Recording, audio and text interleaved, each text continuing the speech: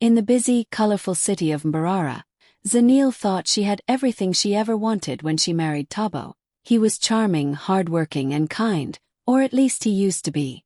On their wedding day, she dreamed of a home filled with laughter, little feet running around, and the smell of baby lotion on her hands. But 3 years later, that dream still hadn't come true. Each passing month brought more questions, more pressure, more silence. Every time they visited Tabo's family, Zanil's stomach tightened. His mother, Mama Kitu, would smile sweetly in front of guests, but when they were alone, her words cut like knives. "Maybe she's barren," she would whisper just loud enough for everyone to hear. The sisters would glance at each other and laugh softly, pretending it was just a joke. Zanil would sit quietly, forcing a smile, her heart breaking inside her chest. She wanted to scream, to tell them that she was trying, that she prayed every night. But instead, she just held her tears until bedtime. At night, when the lights went out, she would turn her face to the wall and cry silently. Tabo lay beside her, pretending to sleep, never saying a word. Not once did he defend her. Not once did he hold her and say, "We'll get through this together." The silence between them grew heavier than any insult. And in that quiet darkness, Zanil realized she was already alone in her marriage. The whispers turned into open insults. What started as quiet gossip soon became cruel jokes at every family gathering. Tabo's sisters, Kafilwi and Naledi, never missed a chance to make Zanil feel small. They would laugh behind her back and then act innocent when she turned around. One Sunday, the family gathered for lunch at Mama Kita's house. The smell of stew filled the air, and everyone sat around the table pretending to enjoy the meal. But Zanil could already feel the tension. She knew it was coming, the comments, the mocking. Kafilwi, the eldest, looked across the table and smirked. "Our brother used to be so full of life before he married her," she said loudly. "Now look, no air, no joy, no sparkle. It's like she drained him dry." The room went silent for a moment, then small chuckles followed. Even Mama Kitu tried to hide her smile. Zanil felt her hands tremble. Her food suddenly tasted like ashes. She wanted to defend herself, but she didn't want to embarrass Tabo in front of his family. When they got home, her heart couldn't take it anymore. "Tabo," she said softly, trying to hold back her tears, "please, let's both get tested. Maybe we can find help. Maybe something can be done." Tabo frowned and turned on the TV. "Zanil, stop embarrassing yourself," he said coldly. "The problem isn't me. Every man in my family has children. You're the one who needs fixing." His words felt like a slap. Zanil's chest tightened, and she could barely breathe. She wanted him to hug her, to tell her it wasn't her fault. But instead, he walked out of the room, leaving her sitting there alone. That night, she lay in bed staring at the ceiling, listening to the sound of rain outside. Every drop seemed to echo her pain. She had done everything right. The herbs, the prayers, the hospital visits. But nothing mattered because her husband refused to stand with her. Zanil realized that she wasn't just fighting for a baby anymore. She was fighting for respect, for love, for a voice in her own marriage. But the more she tried, the more alone she felt. And deep inside, a quiet thought began to grow. Maybe the real problem wasn't her body. Maybe it was Tabo's pride. The nights grew longer for Zanil. Every evening, after Tabo had fallen asleep, she knelt beside the bed and whispered quiet prayers. Her tears soaked the pillow as she begged God to help her, to bless her womb, to silence the laughter that haunted her days. She wasn't just praying for a baby anymore. She was praying for peace, for strength to survive in a home where love had turned into blame. During the day, she tried everything she could. She visited clinics and spoke to doctors who told her to be patient. But patience didn't stop the whispers or the pain in her heart. Desperate, she started trying traditional herbs, bitter drinks, strange powders, and steaming rituals. Every old woman in the market seemed to have a secret cure, and Zanil was willing to try them all. For weeks, she fasted and prayed. She gave up her favorite meals, lighting candles in her small living room every night. Her body grew weak, but her hope refused to die. One evening, after yet another disappointing appointment, a kind nurse looked at her with gentle eyes and said softly, "My dear, it takes 2 people to make a child. You should bring your husband next time. Zanil's lips trembled, and she forced a sad smile. He won't come, she whispered.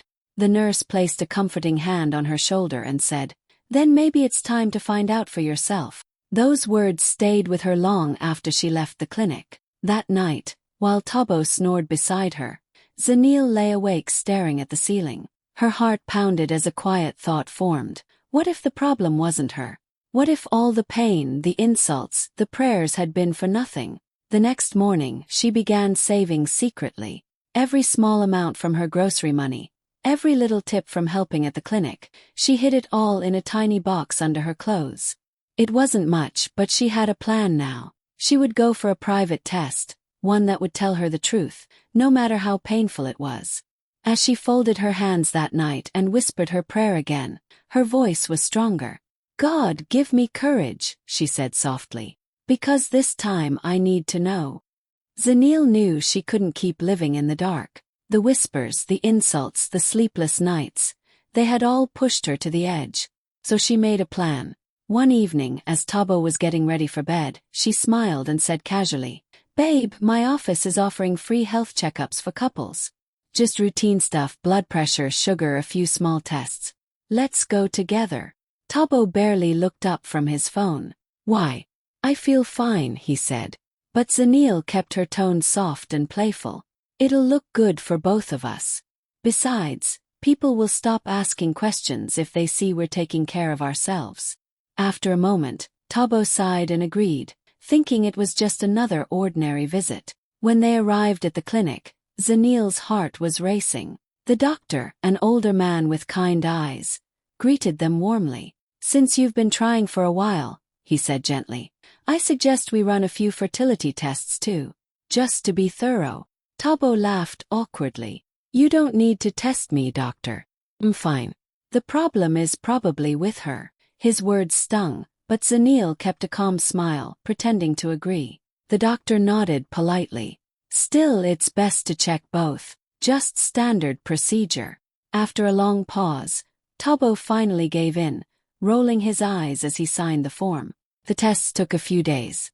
Those days felt endless for Zanil. She woke up early every morning, pretending everything was normal, but inside her chest was a storm. She prayed constantly, not for a child this time, but for the truth, whatever it was. When they returned to the clinic, the doctor looked uneasy. He greeted them quietly and asked them to sit down. Zanil could feel her pulse in her ears. Mrs. Thwala, he said softly, your results are excellent. Everything looks healthy. Relief washed over her, but only for a second. Then the doctor turned to Tabo's file. His eyes flickered nervously before he spoke again. Mr. Thwala, I'd like to discuss your results in private. Tabo frowned. Why? Just say it. The doctor hesitated, glancing at Zanil. She reached for Tabo's hand, but he pulled it away. The silence was thick. Zanil's breath caught in her throat as she looked at the doctor's expression. Serious, heavy, almost pitying. At that moment, she knew something was terribly wrong. Her heart began to ache in a way it never had before. The truth she had prayed for was finally here, but she could already tell it would change everything. The doctor took a deep breath and looked at Tabo with quiet sympathy. Mr. Thwala, he said carefully, your results show that you're unable to father children. The medical term is infertility. The room went still. Tabo blinked, confused, then shook his head. That can't be right. Maybe there's a mistake, he said quickly, his voice trembling. But the doctor gently slid the file toward him. I double-checked everything, he said softly. I'm very sorry. Zanil sat frozen. She didn't cry, didn't speak. Her heart just ached in silence. Every insult from Mama Kitu, every whisper from Tabo's sisters, every tear she had shed at night, all of it rushed back in one heavy wave. For years, she had carried the weight of a blame that never belonged to her. And the one person who should have protected her had let her drown in shame. Tabo's face turned red. This is nonsense, he shouted, standing up. There must be something wrong with your machines. My family. He stopped mid-sentence, his voice cracking. The truth hung between them, heavy and undeniable. The doctor gave him time to breathe, then turned to Zanil. "Mrs. Thwala," he said gently, "you've done nothing wrong. You are completely healthy. I can speak to your family myself if you want me to explain." Zanil's eyes filled with tears, but she managed a faint smile. "Thank you, doctor," she said softly, "but not yet. I'll wait for the right moment." As they left the clinic, Tabo walked ahead in silence, his pride shattered. Zanil followed slowly, her mind spinning. She had imagined this moment so many times, the day she would finally be free of the cruel label barren. But now that the truth was out, it didn't bring joy. It only brought sadness. That night, Tabo didn't speak to her. He sat in the living room, staring blankly at the wall. Zanil sat on the edge of their bed, holding the test results in her hands. The paper felt heavy, almost alive with all the pain it carried. She whispered into the darkness, "So it was never me." For the first time in years, she felt both broken and relieved. The truth was painful, but it was also her freedom. And deep inside, Zanil knew one day when the time was right, the whole world would know it too. A few weeks passed, but the tension in the house only grew worse. Tabo barely spoke to Zanil. He went to work early, came home late, and avoided her eyes whenever she tried to talk. It was as if the truth sitting between them had built an invisible wall, tall, cold, and unbreakable. Then one afternoon Mama Kita called. "We're having a family dinner this weekend," she said sweetly. "Make sure you both come."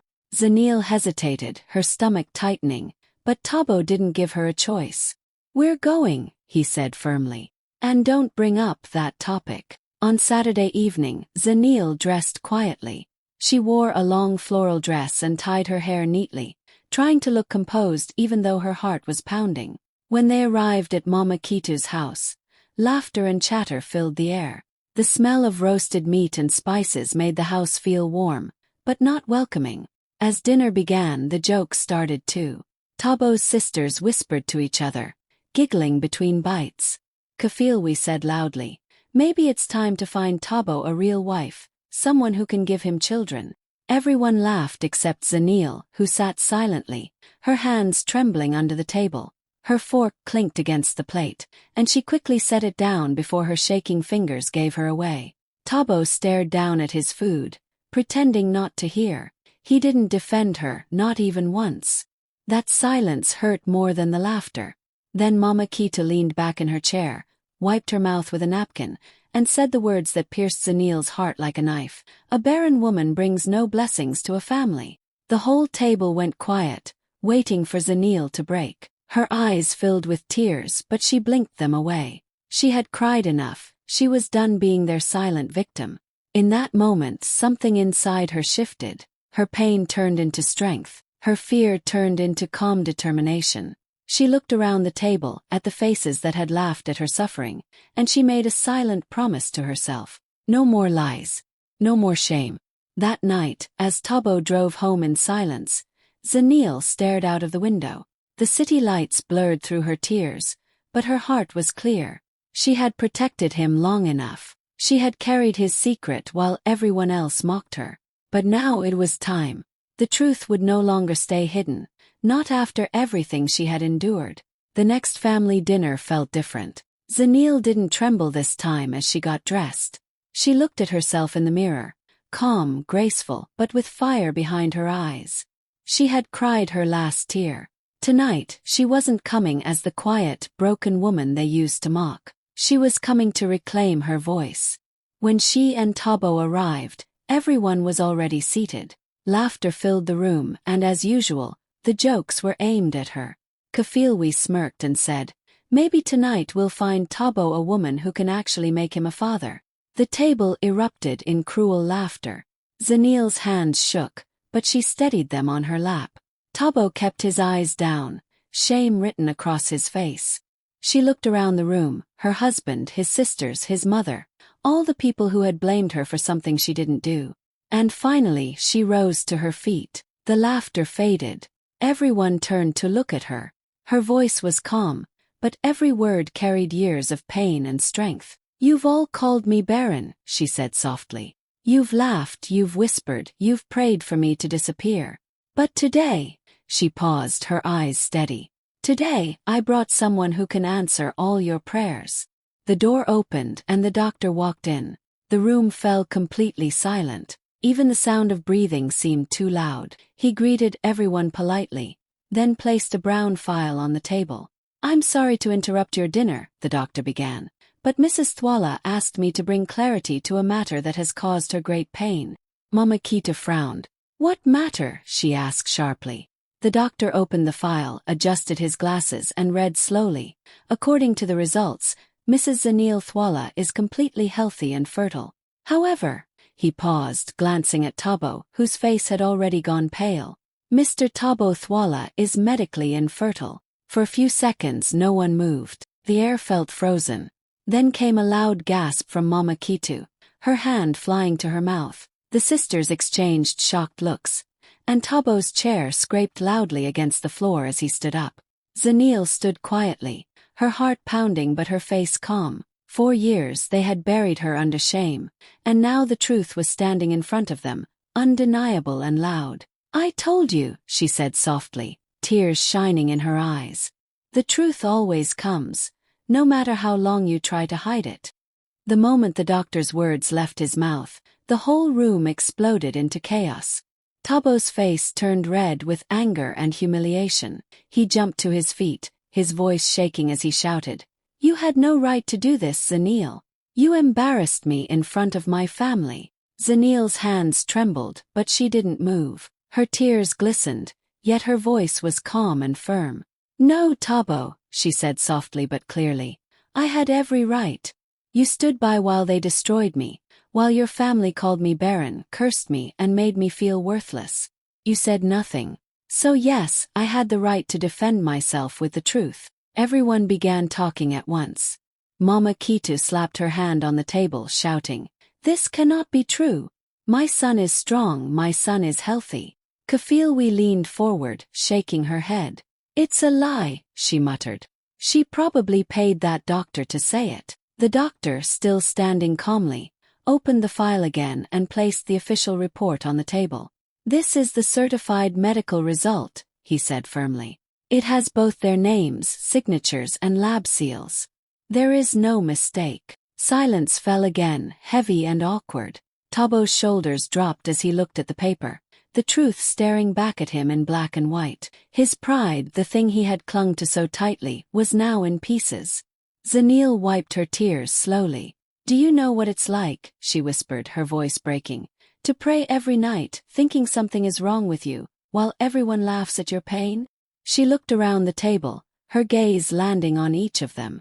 You all mocked me, but not once did any of you think to ask him to get tested. Mama Kitu's face turned pale. For years, she had thrown cruel words at Zanil, blaming her for everything. Now, the truth cut through her pride like a blade. Tabo clenched his fists, his eyes full of shame and anger. You humiliated me, he said again, but it sounded weak this time, almost defeated. Zanil took a deep breath. I didn't humiliate you, Tabo. I set myself free. No one spoke after that. The only sound was the soft rustle of the report as the doctor closed the file. Truth had entered that house like a storm, loud, unstoppable and merciless. And when it passed, nothing would ever be the same again. That night, the house was filled with silence so heavy it felt like it could crush her. After the dinner, no one had said another word. Tabo drove home with his jaw clenched, gripping the steering wheel so tightly his knuckles turned white. Zanil sat quietly beside him, staring out the window, watching the dark streets of Mbarara pass by. She felt numb, not angry, not sad, just empty. When they got home, Tabo finally spoke. You ruined everything, he said bitterly. You made me look weak in front of my family. Zanil turned slowly to face him. Her voice was calm, but her eyes were tired. No, Tabo. You ruined everything the day you let them destroy me. He opened his mouth to argue, but she was already walking to their bedroom. For the first time she didn't cry. She simply opened the wardrobe and began folding her clothes neatly into a suitcase. Every item she packed felt like a piece of her pain being lifted away. Tabo stood in the doorway, helpless. Please, Zanil, he said softly, his voice cracking. Don't leave. We can fix this. She stopped for a moment and looked at him, the man she had once loved so deeply. You didn't protect me when I needed you most, she whispered. Now it's too late. She zipped the suitcase, lifted it with steady hands and walked past him. Her heart ached, but there was also peace in her steps. She had carried the weight of silence for too long. Now she was walking into freedom. A few weeks later, Zanil arrived in Kigali. The city was bright and full of life, and for the first time in years, she felt like she could breathe again. She found a small room to rent near a local clinic and soon got a job there as a midwife. Helping women bring life into the world became her new purpose. Every time she held a newborn baby, she felt her heart heal a little more. She would smile softly and whisper, "Welcome to the world, little one." Those moments reminded her that she didn't need to give birth to be a mother. Her kindness, her care, her love made her one in a different way. Zanil built a quiet, peaceful life. She no longer prayed for a child. She thanked God for her strength. Each sunrise over Kigali reminded her of something she had nearly forgotten. She was whole, she was worthy, and she had finally reclaimed her life. A year had passed since Zanil left Mbarara. Kigali had become her home now, a place where peace lived in her heart. Her clinic was small but always full of laughter, cries and life. She had built something beautiful from her pain, helping women who came from villages near and far to give birth safely. Everyone called her Mama Zanil now, not because she had a child but because she cared like one. One afternoon, as she was writing patient notes, she heard a familiar voice outside. When she looked up, her heart froze. Tabo stood by the door, his face lined with regret. Behind him was Mama Kitu, frail and leaning on a cane, her once proud eyes now filled with tears. Zanil stood still, unsure what to say. Mama Kitu reached for her hand and whispered, "My child, we wronged you. I wronged you. I believed lies and let my pride hurt someone who only wanted to love my son." Her voice trembled and tears rolled down her cheeks. Zanil's eyes softened. She gently squeezed the old woman's hand. "You taught me something," she said quietly. "The truth always speaks louder than gossip." Tabo lowered his head, unable to look her in the eyes. He wanted to say something, maybe "I'm sorry," maybe "I still love you," but the words got stuck in his throat. Zanil didn't need them anymore. She had already healed. As they left, a young woman walked in, holding a tiny newborn wrapped in a yellow blanket. The baby whimpered softly. Zanil took the child in her arms, smiling with tears in her eyes. "I may not have my own baby," she whispered, kissing the baby's forehead, "but I'm still a mother to many." And in that moment she finally felt complete.